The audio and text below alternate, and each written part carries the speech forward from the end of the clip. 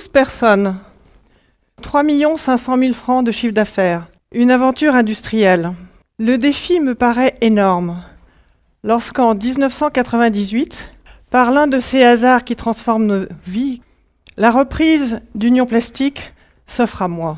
Le défi me paraît énorme parce que je suis autodidacte.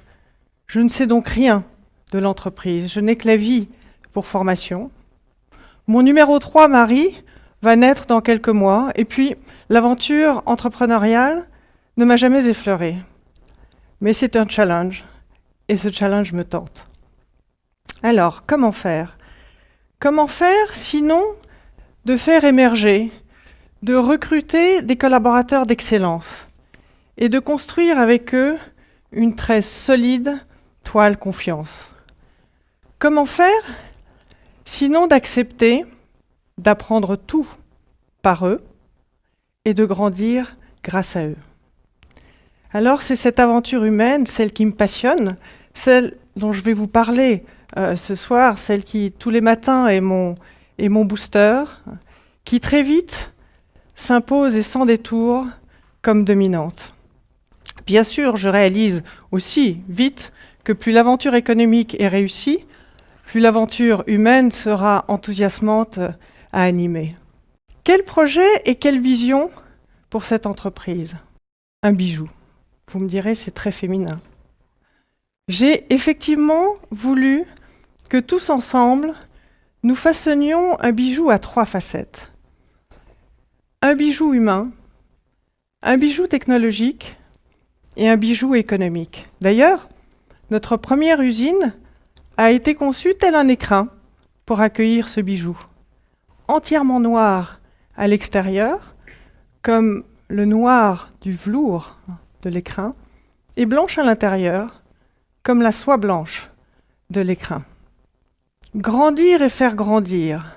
Grandir tous ensemble, en faisant grandir chacun, est mon credo quotidien depuis 22 ans.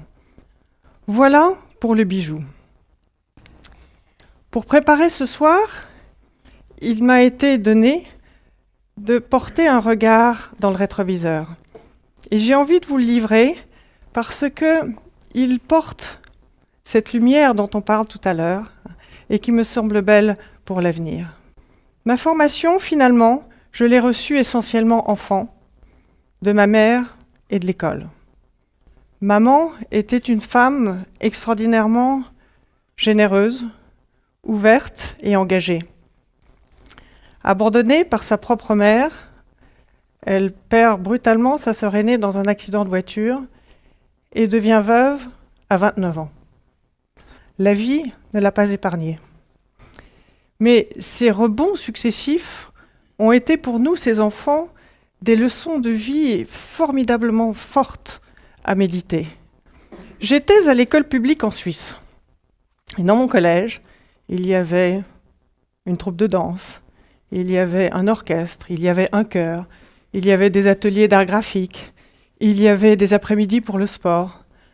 Donc j'ai très jeune compris que l'harmonie de chacun passe par l'équilibre entre notre tête qui nous aide à penser, notre cœur qui est là pour aimer et partager, nos mains pour les talents et nos jambes pour le sport. Donc à partir de cette formation enfantine, comment ne pas accueillir chaque salarié en homme et en femme assoiffé de sa propre harmonie, comme chacun de nous peut l'être?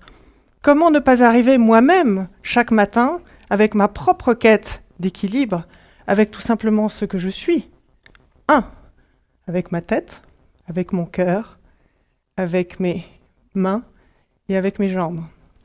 Il n'y a pas la Florence de l'entreprise et la Florence de la famille. De même, il n'y a pas vous, maintenant ici, et vous, tout à l'heure, différents ailleurs. Nous ne sommes qu'un. Au fil des ans, ce modèle a pris enfant, eh bien, je l'ai tout naturellement transposé dans l'entreprise.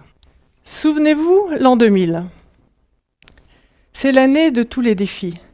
Poussé par un groupe d'amis formidablement têtus, j'accepte de tenter avec eux le Kilimandjaro.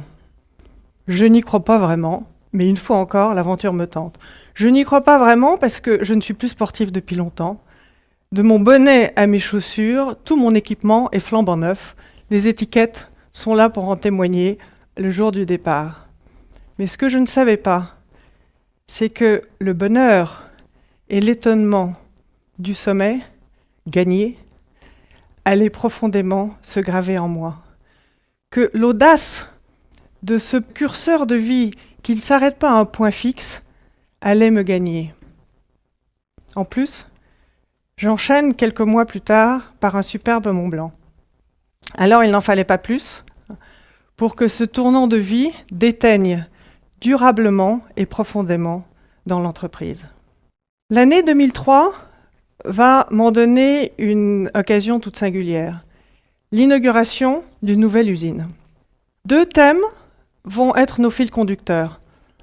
Le premier, voulu et choisi par les salariés, c'est autour de nos produits. Et moi, je souhaite un deuxième thème, tout être est un atelier d'art. À partir de là, nous allons passer 6 mois de préparation tous ensemble. Les uns rêvent de défiler autour de nos produits, d'autres de réaliser une comédie musicale pastichant nos concurrents, d'autres enfin de réaliser toujours à partir de nos produits une œuvre monumentale. Et puis, il y a Marie-Antoinette, une opératrice, qui relève le défi du repas. Nous sommes 350. Et aujourd'hui encore, chacun se souvient du veau succulent qu'elle a laissé mitonner toute la nuit dans les fours à pain du village. Ou encore Christian, notre homme d'entretien qui réalise l'exploit de transformer notre espace de stockage en une véritable petite salle des fêtes. Ce furent 6 mois d'enthousiasme et de joie partagée et d'étonnement naissant sur soi-même ou sur tel ou tel compagnon d'aventure. Un 4 avril tout à fait exceptionnel que nous allions prolonger de façon exceptionnelle par un Mont Blanc tenté à 16 et gagné à 16.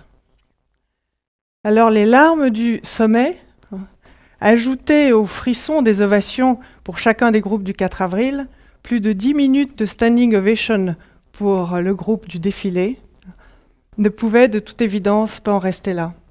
Nous sommes en 2003. L'équipe des grimpeurs me demande si un nouveau défi est envisageable. J'en suis enchantée, d'autant plus enchantée que je crois deviner leur tentation. Le mythique marathon de New York. J'ai cependant voulu leur rappeler ce qui avait été la force de notre 4 avril. C'est d'avoir permis à chaque salarié de s'engager vraiment avec liberté et en son propre choix, avec, j'y reviens une 3e fois, avec sa tête, avec son cœur, avec ses mains ou avec ses jambes. Il fallait donc impérativement que tout nouveau projet s'inscrive dans cet esprit. Alors, comment faire du marathon de New York une aventure pour toute l'entreprise? La tâche est rude. Nous nous donnons 1 mois pour réfléchir. Aucune idée n'émerge. La déception commence à gagner les rangs, quand par chance, par bonheur, je fis un rêve. Et si nous allions tous à New York, toute l'entreprise à New York? Le projet Scotch, évidemment, mais enthousiasme. À partir de là, nous nous sommes fixés 3 objectifs pour décider si oui ou non, en novembre 2005, nous partirions, donc 18 mois plus tard, nous partirions ou non à New York.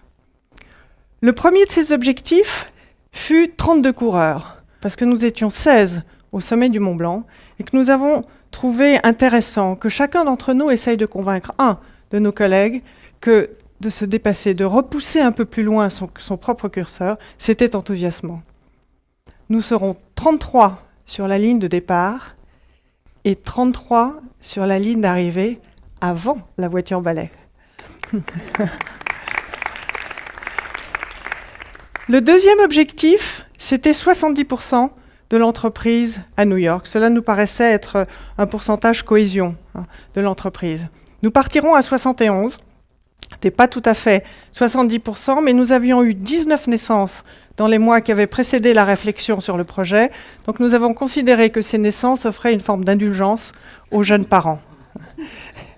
Et puis, le troisième objectif, c'était des projets qui rayonnaient sur toute l'entreprise. Pour revenir au marathon, le défi ne fut pas seulement celui des coureurs, il fut vraiment celui de tous. Ce fut l'occasion, sur 71, de 60 premiers passeports. Ce fut l'occasion de 62 premiers vols. Et si pour moi, ce n'était ni un premier vol, ni un premier passeport, c'était définitivement un premier marathon, un chemin d'humanité et d'humilité formidablement ressourçant. Ce fut un défi aussi pour ceux qui restèrent et qui décidèrent d'assumer pleinement la production en notre absence. Dernière petite anecdote, le docteur, le médecin du village, tellement heureux de voir tant de gens courir à toute heure du jour et de la soirée, m'a demandé si à ses propres frais, il pourrait nous accompagner pour pallier tous ces bobos que 71 personnes sur 4 jours allaient engendrer.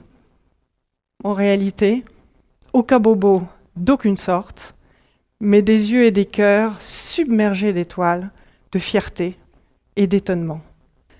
Alors, et maintenant, j'ai voulu que chacun prenne le temps de laisser infuser profondément de si belles émotions. Moi, la première.